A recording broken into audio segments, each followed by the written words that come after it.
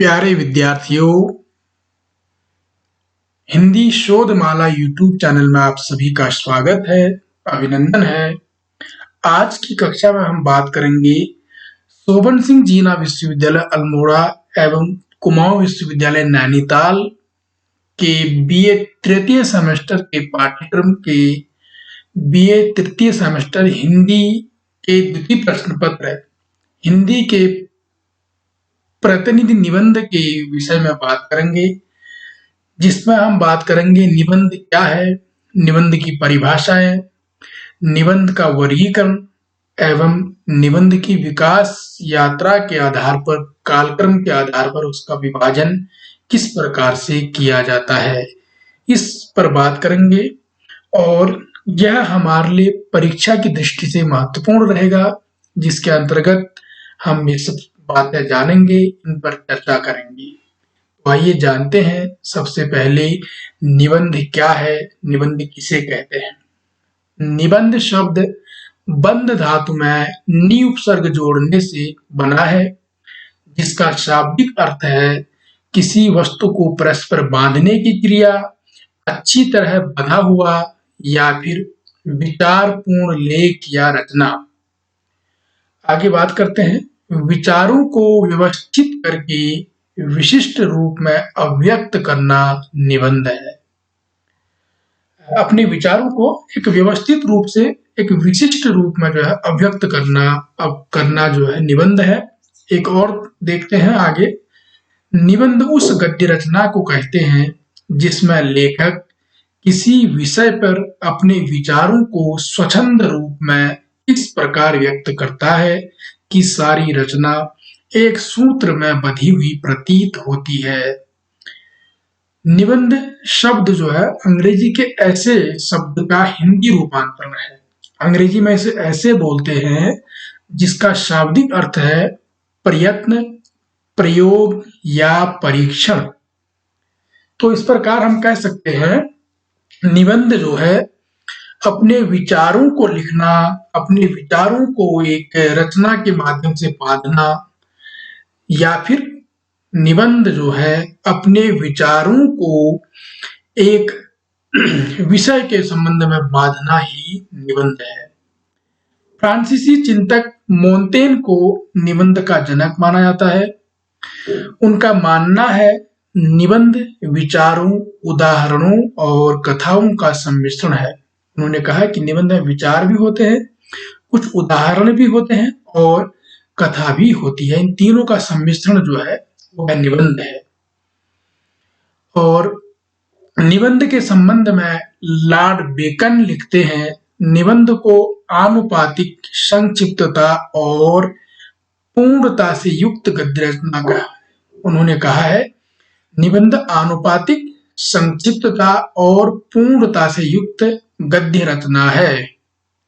तो उन्होंने जो है निबंध में कहा है कि एक आनुपातिक है, दूसरा संक्षिप्त है।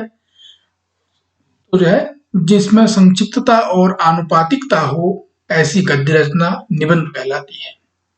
तो हमने जाना कि निबंध किसे कहते हैं, निबंध से संबंधित परिभाषाएं जानी हमने। अब हम आगे बात करते हैं निबंधों का वर्गीकरण। निबंधों को कितने भागों में बांटा जाता है या किन किन पहलुओं को लेकर निबंधों का वर्गीकरण किया जाता है।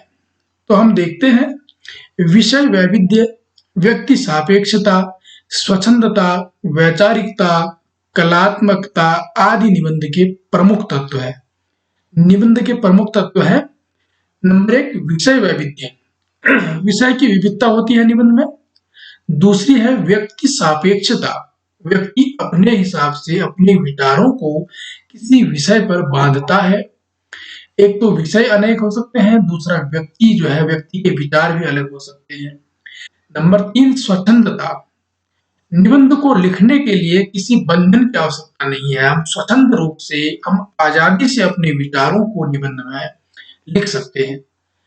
वैचारिकता, जो सबसे प्रमुख गुण है निबंध का, वह यह है कि निबंध में वैचारिकता देखने को मिलती है। निबंध में हम अपने विचारों को रखते हैं।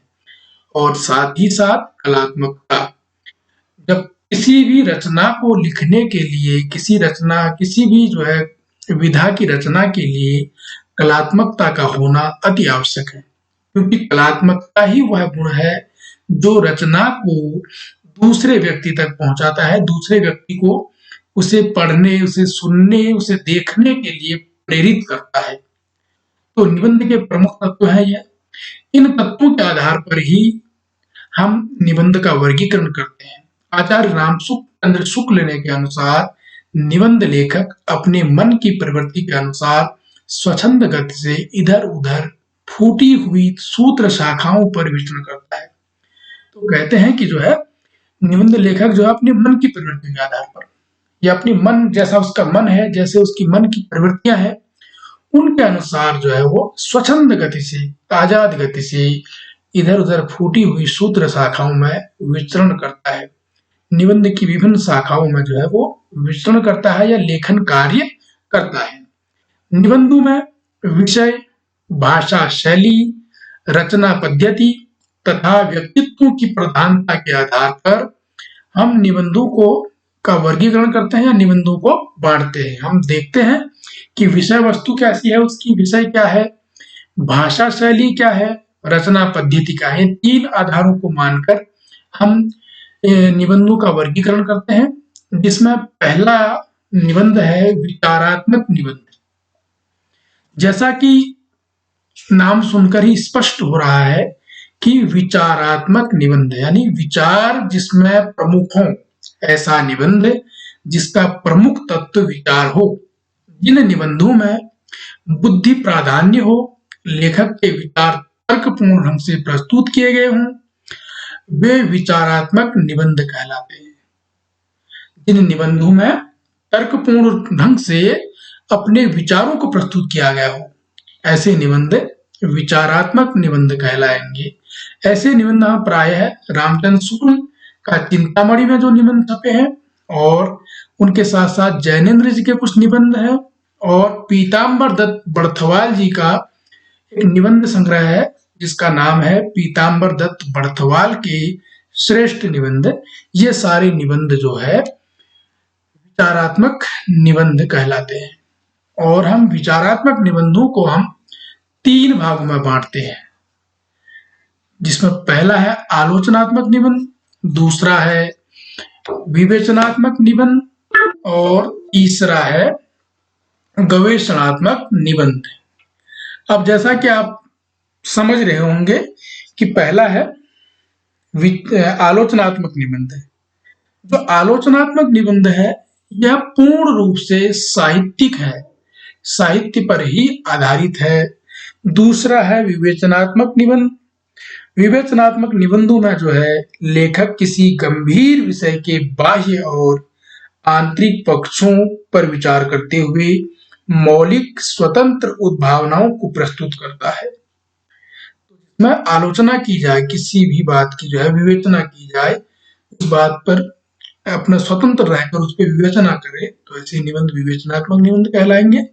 तीसरे है गवेषणात्मक निबंध। गवेषणात्मक निबंध में क्या है, निबंधों में जो प्रायः प्राचीन ग्रंथ, इतिहास, धर्म, दर्शन आदि विषयों की गंभीरता से अध्ययन और अन्वेषण के आधार पर जो कुछ निकलता है उनको जो है पिरोया जाता है, लिखा जाता है, वो निबंध जो है गवेषणात्मक निबंध कहलाएंगे।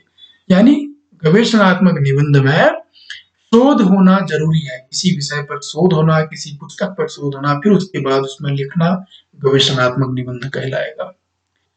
अब बात करते हैं नंबर 2 भावात्मक निबंध। भावात्मक निबंध क्या है, जिन निबंधों में भाव या रागात्मकता का प्राधान्य हो, यानी जिनमें भाव हो या कोई राग हो, रागात्मकता हो, ऐसे निबंधों को हम जो है क्या कहेंगे, भावात्मक निबंध कहेंगे। साथ ही साथ क्या होना चाहिए, उसमें हृदय की उन्मुक्त उड़ान हो, कल्पना का विशाल आकाश हो, भावनाओं की तीव्रता हो, भावात्मक निबंध कहलाते हैं। यानी कि भावात्मक निबंधों की विशेषताएं हो जाएंगी, नंबर 1 तो उसमें भाव हो, दूसरी चीज उसमें रागात्मकता की प्रधानता हो, हृदय की उन्मुक्त उड़ान हो, किसी हृदय जो है हमारा मन किसी बंधन में न बंधा हो, कल्पना का विशाल आकाश हो, यानी कल्पना इस निबंध की प्रमुख, जो भावात्मक निबंध है इसमें कल्पना का होना अति आवश्यक है। और भावनाओं की तीव्रता हो, हमारी भावना जो है वो तीव्रता के साथ चले, तीव्रता के साथ बहे, भावनात्मक निबंध कहलाएंगे ऐसे निबंध जो है हिंदी साहित्य में प्रताप नारायण मिश्र के भौं, नाक, आंख जो है प्रमुख है। और उसके साथ साथ बालकृष्ण भट्ट का आंसू, सरदार पूर्ण सिंह के निबंध जो है, माखनलाल चतुर्वेदी का साहित्य देवता निबंध भावात्मक निबंध के अंतर्गत आते हैं।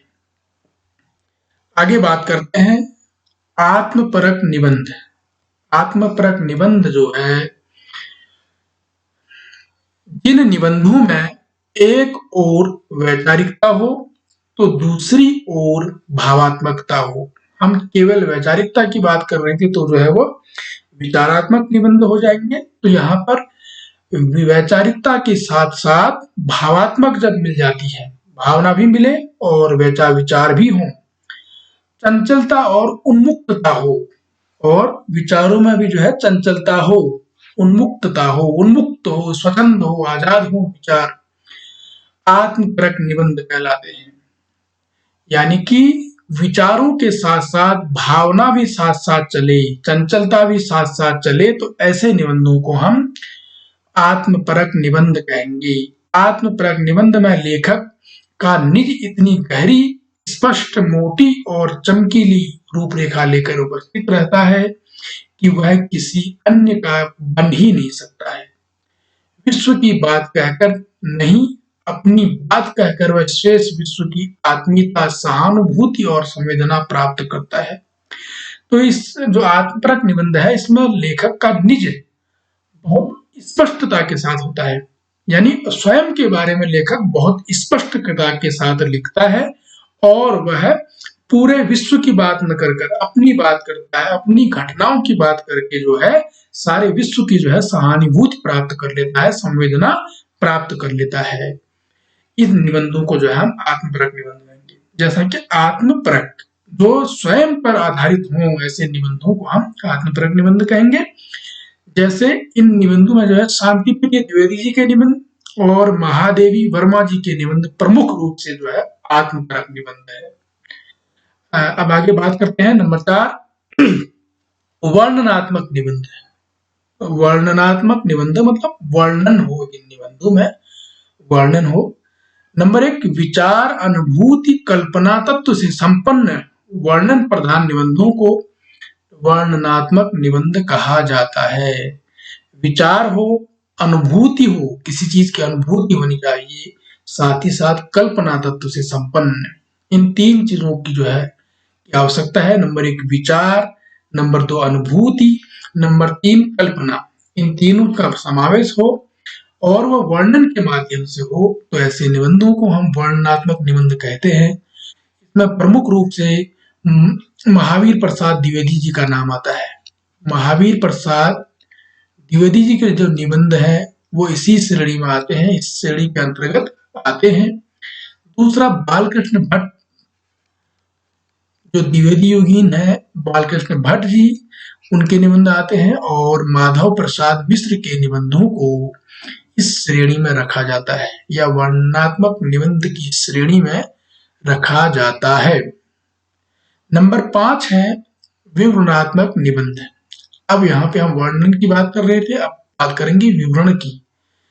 अब इसमें किसी चीज का विवरण लिखा हो, किस चीज का हो सकता है विवरण? नंबर 1, किसी वृत्तांत या घटना का, जिन निबंधों में वर्णन हो, जिनमें कथा प्राधान्य हो, घटनाओं का सुसंबद्ध विवेचन हो, व्यक्तित्व की छाप हो, आत्मीयता हो, विवरणात्मक निबंध कहलाते हैं। ऐसे निबंध जिनमें क्या हो, किसी वृत्तांत या घटना का वर्णन हो सकता है, हम किसी वृत्तांत की बात कर रहे हैं, किसी घटना की बात कर रहे हैं, वर्णन हो, या फिर जिनमें कथा की प्रधानता हो और घटनाओं को सुसंबद्ध बिल्कुल एक से एक मिलाकर आगे बढ़ा रहे हैं, विवेचन किया गया हो, तो ऐसे निबंध जो है विवरणात्मक निबंध कहलाते हैं। और उसमें एक साथ साथ एक विशेषता यह भी है कि व्यक्तित्व की छाप भी होनी चाहिए, तो तो ऐसे निबंधों को हम विवरणात्मक निबंध कहते हैं।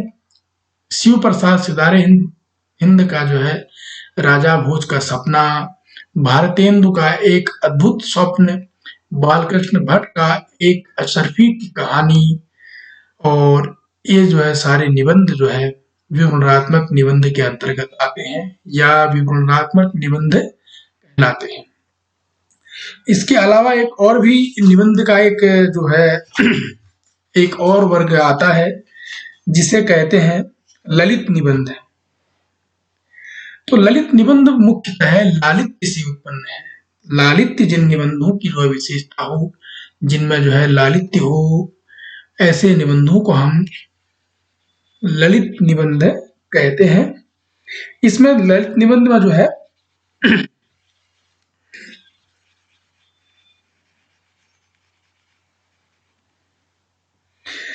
एक शैली है जिसमें पल्लवन भावात्मक निबंधों से हुआ है। इसमें मन की मौज या फक्कड़पन, पांडित्य, यायावरी प्रवृत्ति जो है, सूक्ष्म विचार शक्ति, लोक कथा, प्रेम भावना, कल्पना, अनुभूति, इनके साथ साथ हास्य व्यंग की जो बात होती है जिन निबंधों में, वे निबंध जो है ललित निबंध कहलाते हैं। हम कह सकते हैं कि ललित निबंध के अंदर या ललित निबंध के अंतर्गत नंबर 1 तो आएगा जो है मन की मौज या फक्कड़पन होना चाहिए लेखक का, लेखक की यायावरी पद्धति हो सकती है, और लोक साहित्य हो सकता है, प्रेम भावना हो सकती है, कल्पना अनुभूति हो सकती है। इन चीजों का समावेश जिस निबंध में होता है वह निबंध ललित निबंध कहलाते हैं। अब बात करते हैं, हमने बात की कि जो है निबंधों का वर्गीकरण, जिसके अंतर्गत हमने विचारात्मक निबंध, भावात्मक निबंध, आत्मपरक निबंध, वर्णनात्मक निबंध, विवरणात्मक निबंध और ललित निबंधों की बात हमने की। अब हम बात करते हैं कि निबंधों की विकास यात्रा कहाँ से शुरू होती है और आगे कैसे बढ़ती है। हिंदी निबंधों का कालक्रम जो है वो हिंदी निबंध का वास्तविक रूप में प्रादुर्भाव, यानी पहले पहल जो है हिंदी निबंध भारतेंदु युग में दिखाई देता है, या भारतेंदु युग में हिंदी निबंध का प्रादुर्भाव हुआ है, उत्पत्ति हुई है। और अध्ययन की सुविधा के लिए हम देखते हैं निबंधों के विकास क्रम को हमने 4 भागों में बांट देते हैं, 4 भागों में विभाजित करते हैं, जिनमें पहला है भारतेंदु युग, जिसकी समय सीमा है 1857 से 1980 तक, जिसे उद्गम युग के नाम से जाना जाता है। निबंध के संबंध में उद्गम युग के संबंध युग कहा जाता है जिसे, पहला युग को, और दूसरा युग है द्विवेदी युग, जिसकी समय सीमा है 1900 से 1920, और इस युग को हम उत्थान युग कहते हैं। निबंध के संबंध में जो है उत्थान युग कहते हैं उसे। और तीसरा है शुक्ल युग। शुक्ल युग के अंतर्गत समय सीमा है 1920 से लेकर 1940 तक की समय सीमा है, और इस युग को हम विकास युग कहते हैं। निबंध का विकास सर्वाधिक इसी युग में होने के कारण इसको हम जो है शुक्ल युग को हम निबंध का आधार युग मानते हैं, और इसको हम विकास युग भी किसका नाम दिया गया है। और इसी को आधार मानकर अगला जो युग है वह शुक्लोत्तर युग है। 1940 के बाद के समय को शुक्लोत्तर युग कहते हैं, क्योंकि हिंदी निबंध को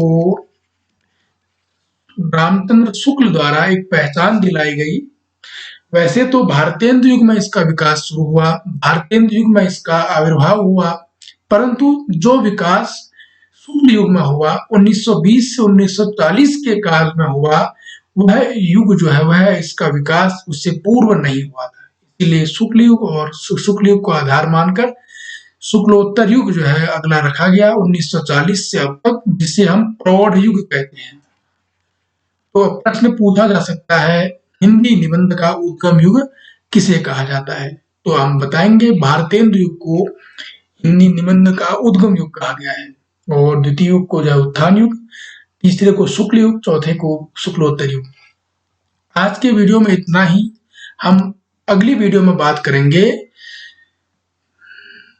इन युगों के अंतर्गत, इन जो है निबंध की विकास यात्रा के अंतर्गत किन किन लेखकों का योगदान रहा है, या फिर यूं कहें कि किस युग के प्रमुख लेखक, निबंध लेखक कौन है और उनके प्रमुख निबंध कौन है, ये बात करेंगे। उसके बाद जो हमारे पाठ्यक्रम में कुछ निबंधों का चयन हुआ है, उन निबंधों की भी बात हम आगे करेंगे। आप इस समूह से जुड़िए, इस यूट्यूब चैनल से जुड़िए। आपको लगातार इस पाठ्यक्रम से संबंधित कक्षाओं के वीडियो आपको मिलेंगे इसी चैनल पर। धन्यवाद।